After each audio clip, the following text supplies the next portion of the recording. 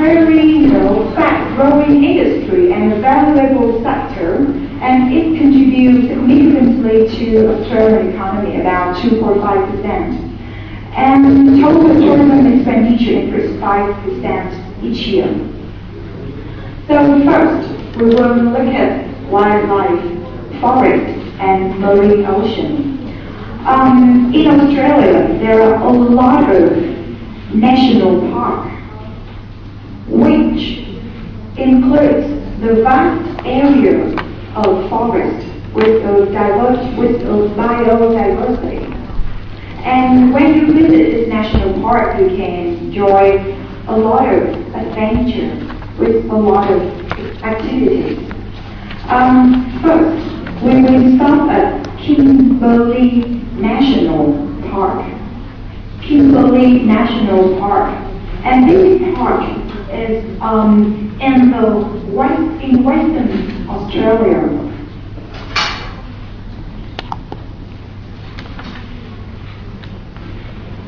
So now I will show you a video clip about this national park, and there will be subtitles.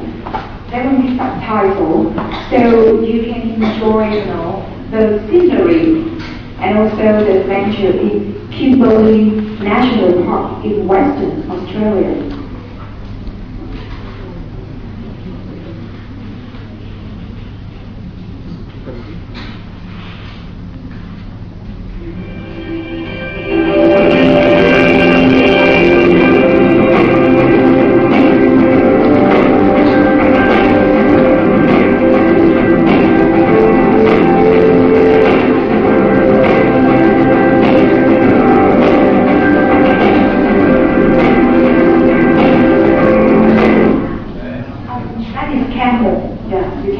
You can ride camels.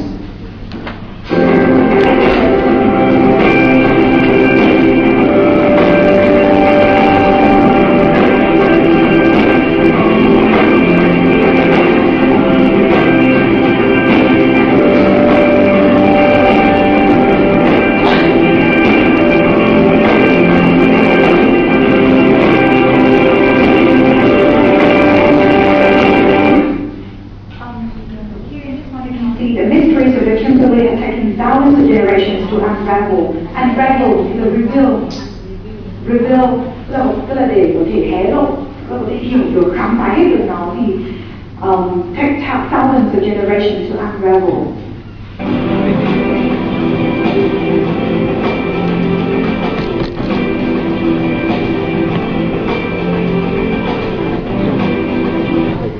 This is a lot of rock art.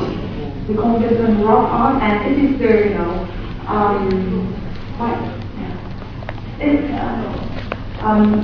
Aboriginal. Aboriginal. This one is carved by Aboriginals. Dân Việt, thổ dân để thổ dân.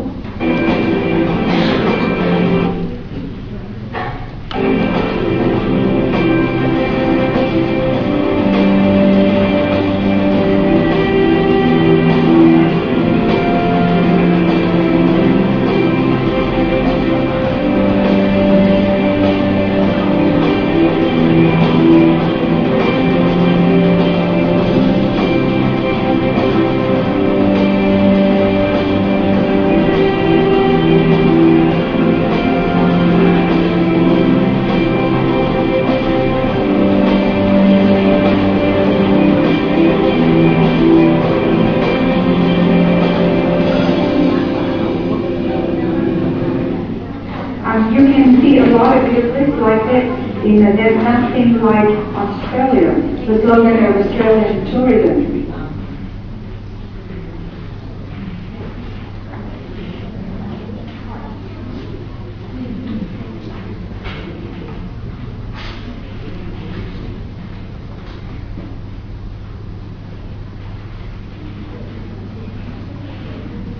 Alright, so now when we move to the next national park.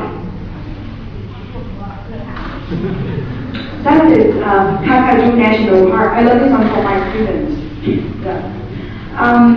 Kakadu National Park, it is near Darwin, about 300 kilometers from Darwin.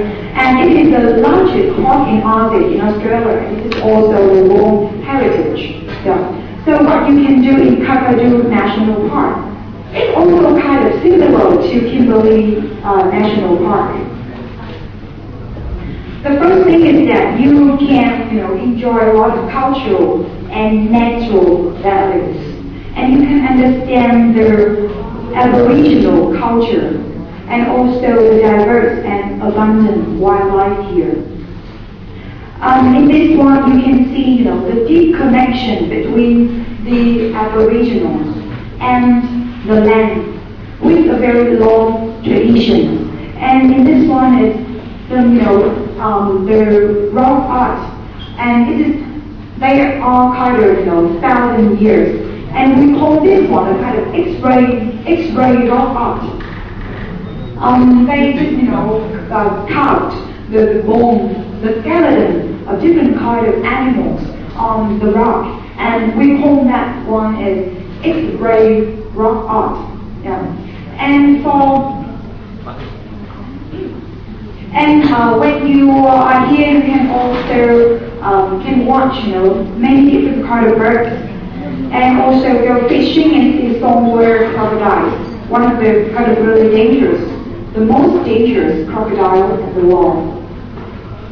Alright, anyway, last time, that on Tuesday, I guess that you have known about the biodiversity, or the wilderness of Australia, right? Yes. That there are a lot of different kinds of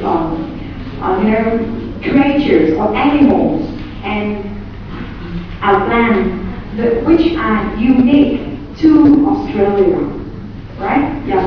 So this one is a very big advantage of the tourism, because it can attract a lot of tourists who are curious about kangaroo, koala, and many other kind of plants and flowers in this land. And we are there, Kakadu National Park, and now we will move to drive the car to this place. Yeah, that is Great Barrier Reef. Great Barrier Reef is the longest coral reef in the world. The coral reef. What is the coral reef? That's the more. In 1981, it is a World Heritage Site, and in this one you can visit some conservation park and Hanson Bay, and you can also go scuba diving and do a lot of activities here. And you can visit Cairns City, and then visit Great Barrier Reef. So now I will show you a short video clip about Great Barrier Reef.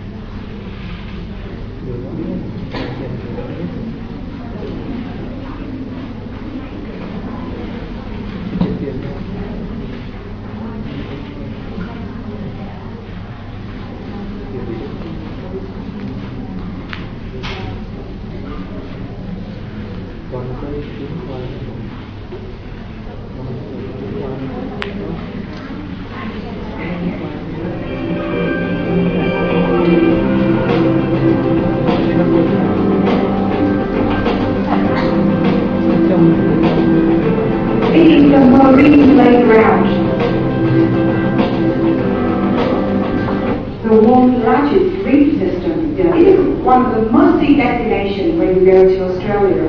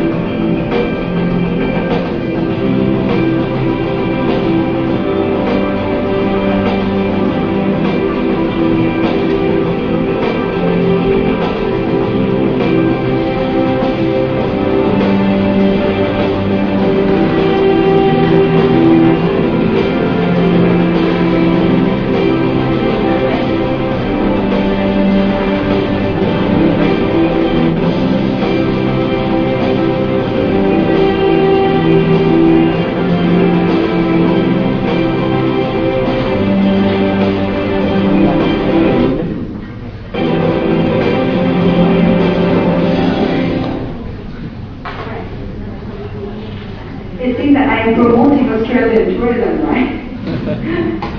Yeah, but I think you all agree with me that in Vietnam there are also a lot of destinations which are even more amazing than this place. Yeah. But anyway, it's good to know, and it's good to go if we can. Yeah, you may experience some differences. Anyway, for kind of helicopter tour is very popular in Australia, but it's kind of really expensive. Yeah, and normally students or Vietnamese people cannot, maybe they can, but they don't want to take that kind of helicopter tour. It may cost you about $70 or $100. I don't remember exactly. Yeah.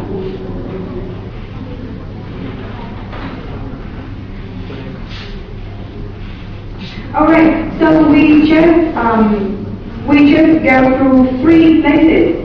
The largest national park and the largest reef system in the world. And here we will move to the next. Yeah, we will go down to London. Yeah, and we also visit one of the longest roads in the world. And the longest one here, it is called Great Ocean Road. Yeah, that is. Yeah, that road. So how long it is? How long it is? It stretches from Torquay to Portland, and its length is 430 miles.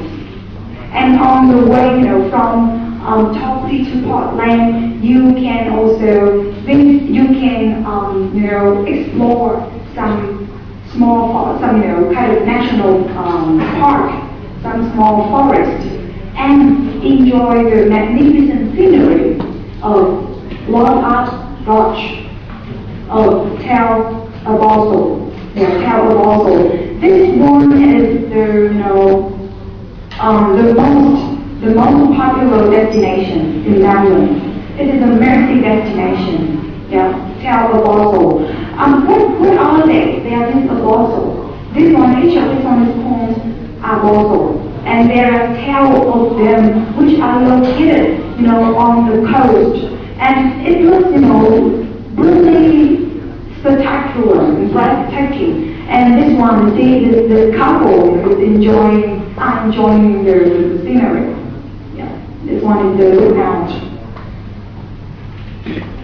Alright, so we just go to Great Ocean Road, and now we move to this place. This one is in the center of Australia, and it is near the city named Alice Springs. And when you visit this place, you need to Alice Springs, the city. And when you visit this city and the surrounding of the city, you won't visit, the red center. The red center, trung tâm màu đỏ, hay một hòn đá màu đỏ. The red center, and it is the icon of Australia. This one, red center.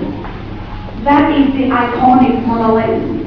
And the interesting thing is that it can change the color at different times of the day and year, and especially at sunset, its color is red. Yeah. And it is a place of remarkable beauty and unique cultural value.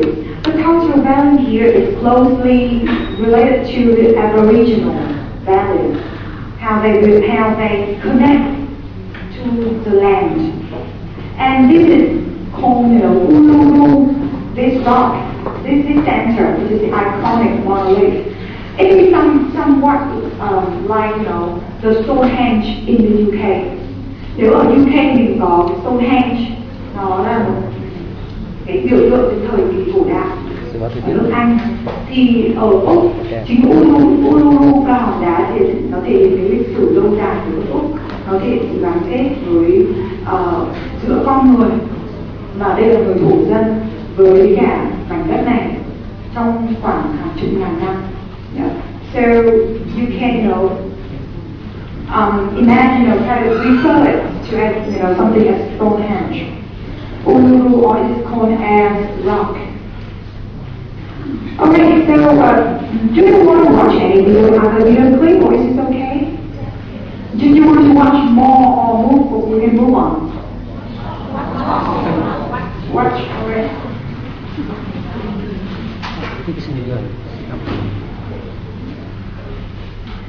Oh yeah, it is also recognized as a UNESCO World Heritage Area. So from the beginning, then I just introduced you, all the sites which were recognized as World Heritage sites. And it is called the heart and the mind open. Yeah.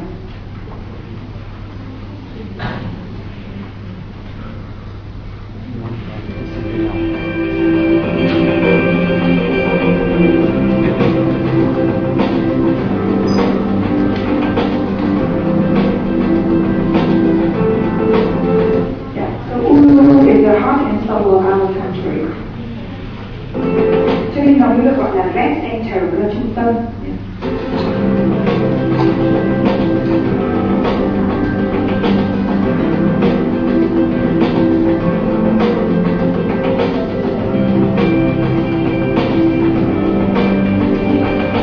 Welcome friends, là Chu Vi.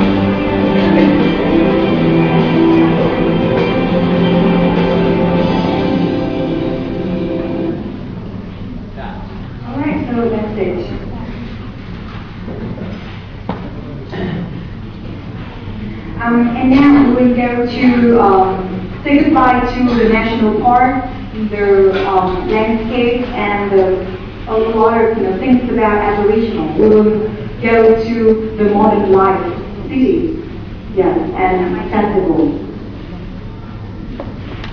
So first, the very first city, which city is that? Sydney, So in 2007, Sydney Opera House is recognized as a World Heritage Site, and it is called one of the masterpieces of human creativity, not only in the 20th century but also in the history of the humankind. And the fact is that it was formally completed in 1973. The first estimated cost is $7 million, but then it turned out to be 102 million, a huge amount of money. And there are some explanations for the shape of the roof. Some may imagine it is like cells shape. So they just build this Sydney Opera House by the harbour, to commemorate the first fleet that visits Sydney in I don't remember the year. I don't. 1786 or 1777. I don't remember exactly, but the first fleet sailed into this harbor, and that is the sails on ship. But some may, imagine they are just like slices of oranges. But I tend to think that this is the meaning of the roof, the shape of the roof. The sails on shape, and I will go inside the theater, the opera house. This is the concert hall. Okay, And when you are in Sydney Opera House, you can have the view of the Sydney Harbour Bridge. It is the largest steel arch bridge in the world. And you can enjoy, the Red Bridge climbing. Yeah, this one. See people climbing on the bridge. And when you stand there, you can see the Sydney Opera House. All right, so and in this city, there are a lot of festivals, and one really attractive is the Visit Sydney Festival. Yeah, this one is a festival, of lights, of music and performance. All right, so that's it about Sydney, the Sydney Opera House, and we move to the next city, that is Melbourne. Yeah, Melbourne. Melbourne, in this city, there is one really famous festival, that is Melbourne Food and Wine Festival, and it takes place in near Federation Square. Do you remember Federation Square? Yeah. Federation Square. Lần trước chúng ta có một cái phần giới thiệu chung về Đức Úc, có cái phần Federation Square and Yarra River. Same body square in Vietnam. Yeah, that's it. It attracts 300,000 tourists with 300 events last for 2 weeks. It also has the world's longest lunch. This one is, the 500-meter long table of 1,200 guests. And it also has a lot of, master class. And if you come there, you can talk, you can eat, you can taste different kinds of wines from, the best chefs, and also the vineyard of Victoria State. Yeah. Offering wine tasting from over 70 selected vineyards in Victoria. Southgate là cái khu vực ở bên cạnh sông Yarra. Bên này là Federation Square, và bên kia là Southgate. Mọi người tưởng tượng là các thành phố ở đây là thành phố phát triển hai bên sông. Và trước đây cách đây mấy năm Việt Nam mình có một cái dự án là xây dựng thành phố ở hai bên sông Hồng.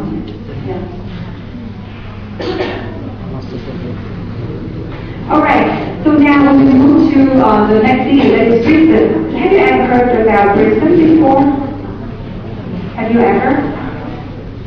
We just heard about, let's say, Melbourne, Sydney, but Brisbane is the third largest city in Australia. I guess you must have heard about this city in the first lesson when we talk about the overview. Yeah, Brisbane. When we talk about Brisbane, I just want to introduce you to one festival. It is Anchor Festival. Sorry, I forgot to write them down in my slides, so I will write them down on the wall. What is Anchor Festival? Anchor. Brisbane is in Queensland, and Anchor is the biggest festival, in Queensland. It attracted 400,000 visitors every year. Yes, this one is the overview, the general view of this festival. It is organized, in a vast, area of land near Brisbane. And this is the magic, one of the magic circus, a kind of circus, and it is for children. So that's why Anchor Festival is also beautiful memories of many children. Almost every children living in and near Brisbane.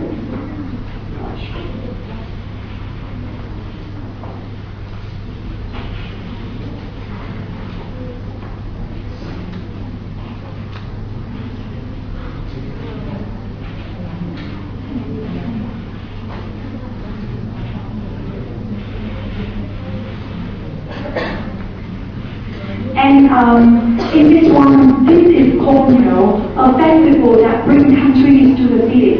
When you visit this one, you can join, a lot of, fans, and you can play with a lot of kind of animals. Yeah. This is the children with, sheep. There are some, areas for horses, for sheep, for chicken, for hens, for peacock, for every kind, of animals. Yeah. Of course, they are not kind of dangerous ones. And all those areas, are really smelly. And I myself didn't want to enter that area at all, but a lot of my friends, especially some who work in agricultural field, they really love to visit those areas.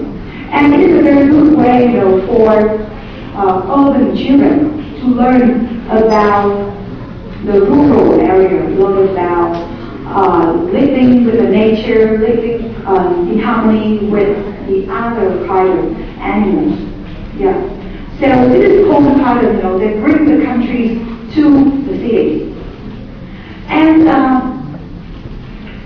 these festivals last for about 10 days. Alright, so we just have a quick look at, different kinds of festivals. So the point is that this country is very, very active. The atmosphere is, exciting all year round. Each year, each season, there are different festivals. Festival of food, festival for children, festivals of life, of music, and different kinds of performances like theater, drama, and so on. Yeah. And now we just move to the very next part. There is some other tours that are also really, interesting. And yeah, the first one that is the train journey. In this one, they offer a train journey. This is called the journey across the continent. Yeah. You can start at Adelaide, the city, Adelaide in South Australia, on a train, and then you can move to the Red Centre to visit Uluru, and then you can move to, Darwin in Northern Territory. And so this one is a very long, but it is a kind of long adventure across the nation. But I think it's worth doing this one. And a lot of young people really fancy doing this kind of adventure. And there are also a lot of agri-tourism tour. You can visit a lot of farms and be farmers. Stay with the farmer family and do farm work. I think this kind of tour also. I don't know if it's popular in Vietnam, but I myself watched a program about Da Nang, and in Da Nang they also organize a kind of tour like this one. Like people can visit the farm, some area, I don't remember the name. Không nhớ tên nhưng mà đó là những cái vườn mà trồng